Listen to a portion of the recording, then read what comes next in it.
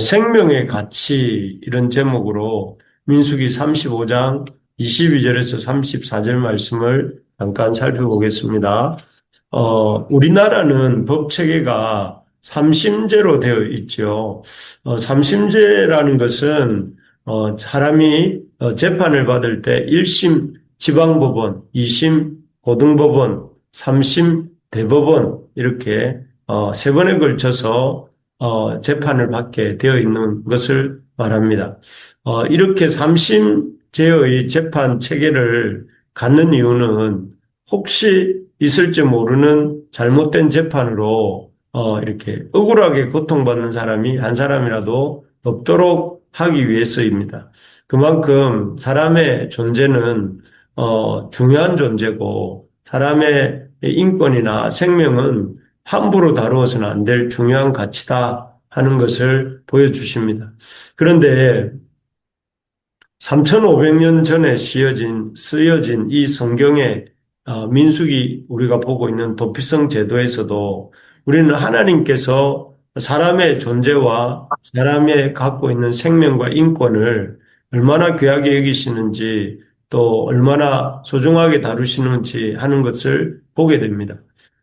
과연 이 도피성 제도에서 하나님께서 인간 한 사람의 가치를 얼마나 귀하게 여기시는지 우리가 어떻게 알아볼 수 있는가 하면 첫째는 어제도 본 것처럼 부주의한 잘못과 실수로 사람을 죽인 자들이 이 도피성으로 피할 수 있는 길을 열어주신 것입니다. 어, 사람이 사람을 실수로 죽였던 또는 고의로 죽였던 사람을 죽게 한 경우 그렇게 희생된 사람들의 가족들에게는 큰 슬픔과 또 원한과 복수하고자 하는 마음이 생기는 것이 당연하죠. 그래서 그때 그 슬픔과 원망과 복수하고자 하는 마음을 누군가가 제지하지 않으면 많은 경우 사적 복수가 일어날 가능성이 큽니다. 그래서 만약 누군가가 고의로 아닌 실수로 사람을 죽게 했다 할지라도 그 실수를 한 사람을 피해자의 가족에 의해서 피해 복수를 당할 가능성이 매우 컸죠. 크지요. 그래서 하나님께서는 이렇게 고의가 아닌 부주의한 잘못과 실수로 사람을 죽게 만든 경우에는 도피성 제도라는 것을 만드신 것입니다. 고의가 아닌 부주의한 잘못과 실수로 사람을 죽게 만든 경우에는 일단 도피성으로 이렇게 피하게 하시고 피할 수 있게 하시고 또 그 다음에 그곳에서 머물면서 정당한 재판을 받을 수 있도록 이 동쪽에 3개, 서쪽에 6개의 요단강을 중심으로 도피성을 만드셨습니다. 그리고 그 도피성에 피하는 자는 그 대제사장들에 의해 보호를 받으면서 피해자에 의해 보복을 당하지 않게 하셨습니다. 그리고 기다리면서 합법적 재판을 받을 수 있도록 하신 것입니다. 이를 통해 하나님께서는 고의가 아닌 부주의한 잘못과 실수로 사람을 죽게 만든 경우에 그 잘못이나 실수 때문에 목숨을 잃는 일은 없도록 이렇게 배려하시는 것입니다. 우리가 믿는 하나님은 한 사람 한 사람, 사람의 영혼을 한 사람 한 사람을 사랑하시고 소중하게 여기시고 또 억울한 죽음 당하지 않도록 하시는 하나님이시다 하는 것을 보게 됩니다. 참 그래서 비록 잘못이나 실수로 사람을 죽게 했다 할지라도 그 잘못이나 실수 때문에 그 사람이 죽임 당하지 않도록 보호하시고 또 그를 이렇게 지키시는 그런 모습을 보게 됩니다. 그렇기 때문에 이런 하나님을 우리의 하나님으로 믿는 우리는 이런 하나님의 한 사람 한 사람을 소중히 여기는 마음을 가지고 다른 사람들을 잘못이나 실수를 한 사람이라 할지라도 품고 또 사랑할 수 있는 우리가 될 수 있기를 바랍니다. 그래서 어떤 사람이 문제를 일으켰거나 고의가 아닌 실수로 문제를 일으켰거나 잘못을 행했을 때에 정죄하지 말고 보복하지 말고 그 사람을 긍휼히 여기고 주님이 우리를 품으신 것처럼 우리도 그를 품고자 하는 그런 사랑의 마음이 우리 가슴에 넘쳐날 수 있기를 진심으로 소망합니다. 두 번째로 보면 이 도피성 제도를 통해서 우리는 이 하나님이 실수로 잘못을 한 사람들에게 살 길을 열어주셨다면 또 동시에 하나님께서 실수로 지은 죄라 할지라도 그 죄에 대해서 책임을 물으신다 하는 것입니다.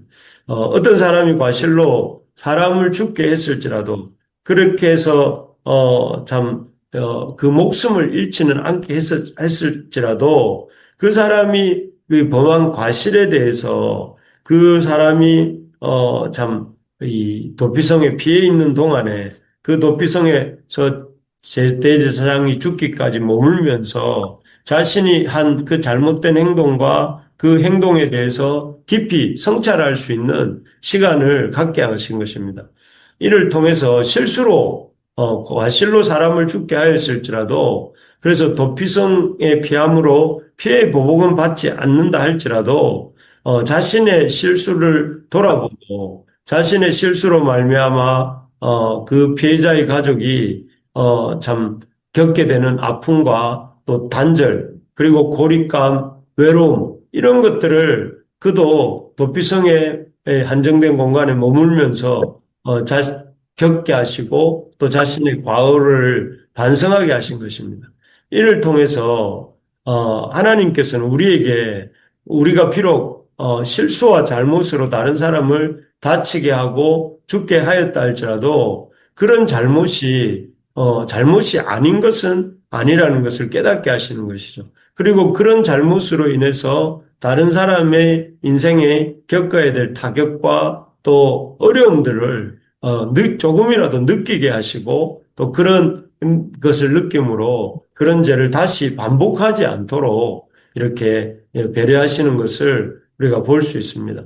그렇습니다. 우리가 우리의 생각지 못한 실수와 과실로라도 다른 사람에게 피해를 주거나 또 그 몸과 마음을 다치게 하거나 참 했다면 그렇게 하지 않도록 조심해야 하겠고 혹시라도 그렇게 피해를 주었다면 그냥 그 피해에 대해서 이렇게 그냥 지나가는 것이 아니라 그 잘못에 대해서 진심으로 사과하고 그런 사과의 마음을 가지고 그 아픔과 힘듦을 공감하며 또 이렇게 함께 극복해 가고자 노력하는 그런 자세를 가져야 합니다. 요즘 우리가 살고 있는 이 사회는 잘못을 행하고도 너무나 당당한 사람들이 많이 있습니다. 그런 사람들로 인해서 사회는 더욱더 분열되고 또 더욱더 냉랭해지는 것들을 우리가 보게 됩니다. 우리 믿는 사람들이 해야 될 일은 잘못을 행하지 않는 삶을 살아야 되겠고 잘못을 행한 사람을 품어주는 삶을 살아야 되겠고 동시에 이러한 우리도 잘못을 행하지 않도록 조심해야 되겠습니다. 그리고 그런 잘못을 행했을 때는 그 잘못에 대한 대가를 우리가 지불하고자 힘쓰는 그런 태도가 우리에게 있기를 소망합니다. 마지막으로 비성제도를 통해서 우리에게 깨닫게 되는 것은 우리의 영원하고도 완전한 도피성이 이 예수님이다 하시는 사실을 다시 한번 바라보게 됩니다. 사실 도피성 제도가 예수 그리스도를 보여주는 점이 많습니다. 먼저 방금까지 나눈 것처럼 실수로 사람을 죽이는 잘못을 지은 죄인이라 할지라도 그 잘못을 가지고 그가 도피성에 들어가게 되면 그 죄의 결과로부터 보호되게 하시지 않았습니까? 그것처럼 지금도 우리가 우리의 연약함과 악함으로 인해 죄를 지었을 때 그 죄 문제를 들고 우리의 도피성이 되시는 예수님께 나아가면 어떻게 됩니까? 구약의 그 죄인들이 그 잘못을 들고 도피성을 들어갔을 때 그 죄의 참 심판을 면하게 하신 것처럼 우리가 우리의 죄 문제를 들고 우리의 도피성이 되시는 예수님께 나아가면 지금도 그 예수님께서는 우리 죄를 긍휼히 여기시고 죄를 용서해 주시고 또 그 죄의 결과들로부터 우리를 보호해 주시지 않습니까? 보호해 주십니다.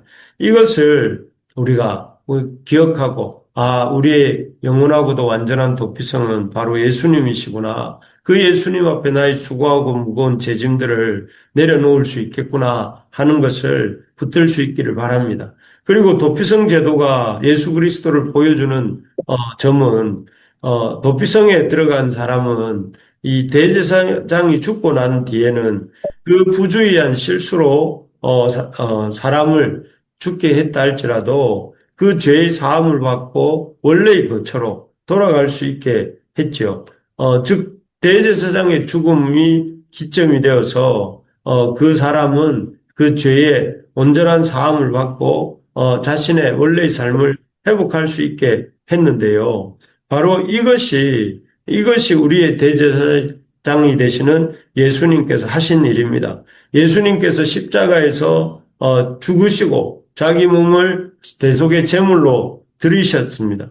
그 결과 예수님의 그 십자가 대속의 죽음을 받아들이는 사람은 그것을 받아들이는 그 시점으로부터 자기를 위해 자기의 죄가 다 사함을 받고 원래의 자리로 돌아갈 수 있는 그런 은혜를 받는다 하는 것입니다.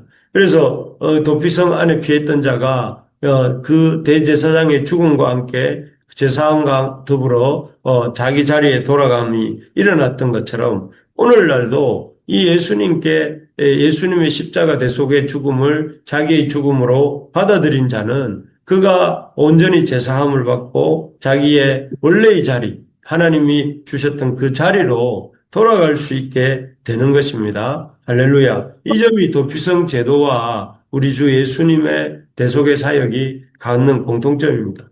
우리 예수님이야말로 우리의 영원하고도 완전한 도피성이 되십니다. 그리고 동시에 우리의 영원하고도 완전한 대제사장이 되신다 하는 사실을 우리가 힘있게 붙들 수 있기를 바랍니다. 그래서 우리의 어떠한 심각한 죄라 할지라도 사해 주시고 용서해 주신다 하는 사실을 붙잡고 더 이상 이런 죄의식에 또 죄에 대한 두려움에 묶여서 살지 않아야 되겠습니다.